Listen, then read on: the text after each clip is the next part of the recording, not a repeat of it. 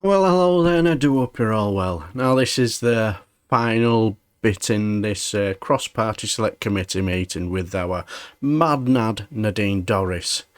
And in this subject, they decided to talk about online safety.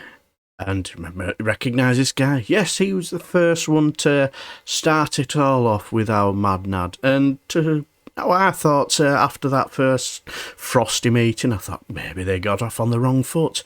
Maybe the alcohol hadn't kicked in for our mad nad. And, well, he opened the questions on online safety. And was there a change of mood? No. Thank you, Chair. Secretary of State, moving on to online safety and the bill, it gives you enormous powers which this committee, cross-party, the Joint Commons Lords Bill Committee and the Chair of Ofcom all believe are excessive. Will you listen to them? Will you listen to us and reduce your proposed excessive powers, which we all believe will interfere with Ofcom, the regulator's independence? We listen to everybody, but I listen particularly to Parliament. You can see the sexual tension between the two. Oh, these two are going to get it on tonight. Whoa.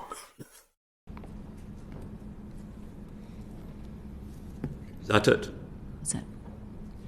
So, Carnegie UK Clean Up the Internet, Impress, Index and Censorship, the NSPCC, Demos, the Anti-Semitism Trust, the Bill Committee, this committee, and Ofcom have all got it wrong.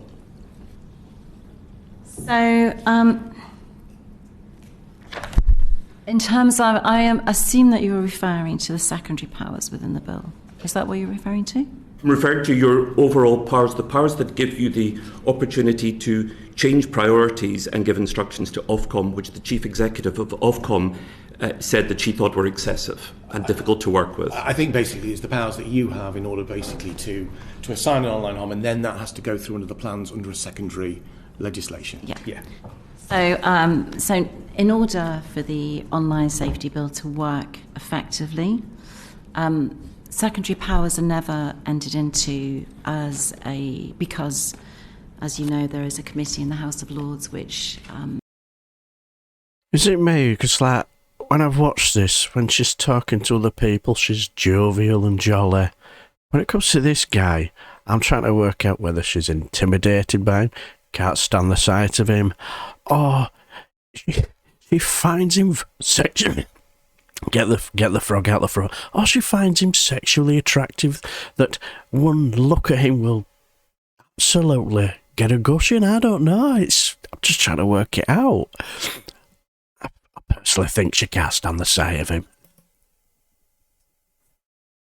Is established particularly to look at secondary powers, and it's always difficult to move secondary powers forward, but unfortunately in this bill and in this landscape that we're working in at the moment, where we have a bill which is designed to, and its main objective is to, virus systems and processes hold online platforms to account for their terms and conditions, it's very difficult for us to not have those secondary powers in order to, as the environment changes or online platforms decide to change their terms and conditions, or new streamers come online. And as I said many times, TikTok wasn't, when this bill, the online safety bill, even began its progress, TikTok didn't even exist. Okay. We require the secondary powers in order to be able to move quickly and effectively.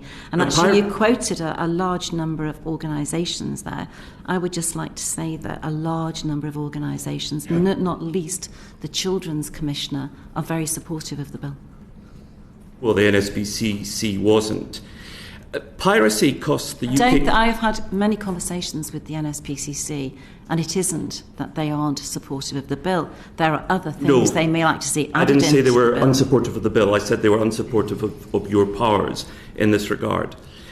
Piracy costs the UK economy £9 billion and is linked to cybercrime and IP infringement. Now, you've explicitly excluded intellectual property from the bill and delayed the Digital Markets Bill, which has only been introduced in draft form.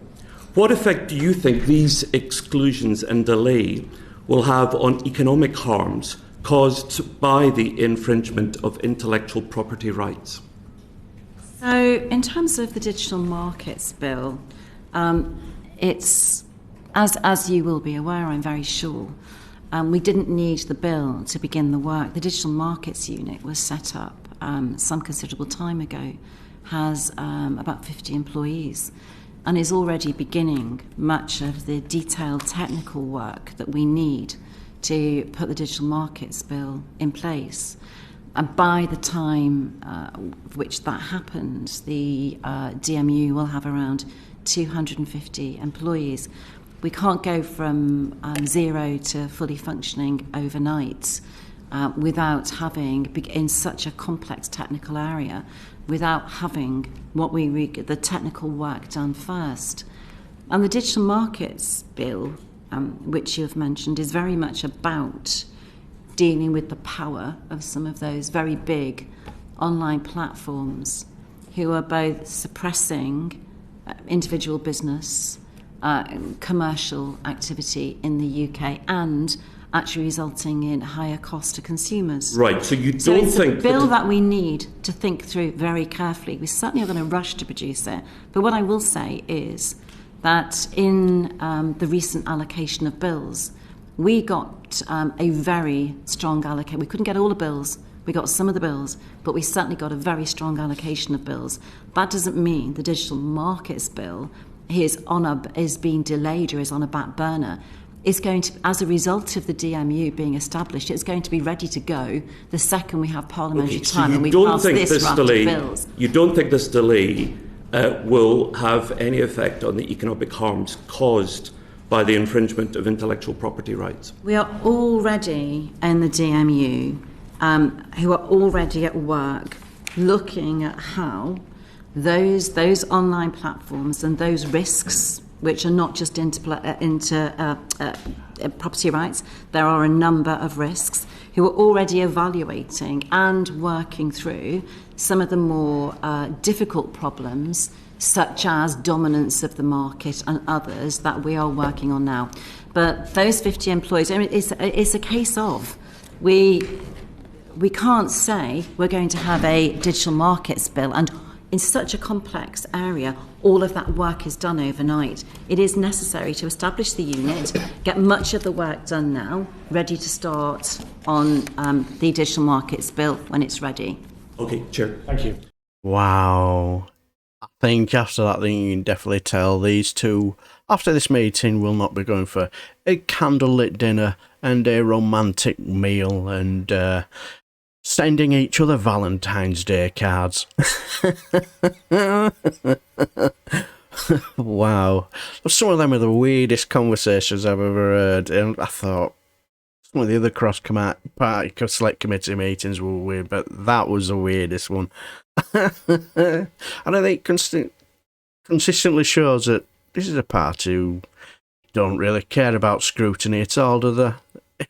They just treat these things as a joke. You can say whatever you want, we don't care. We'll just do whatever the hell we like.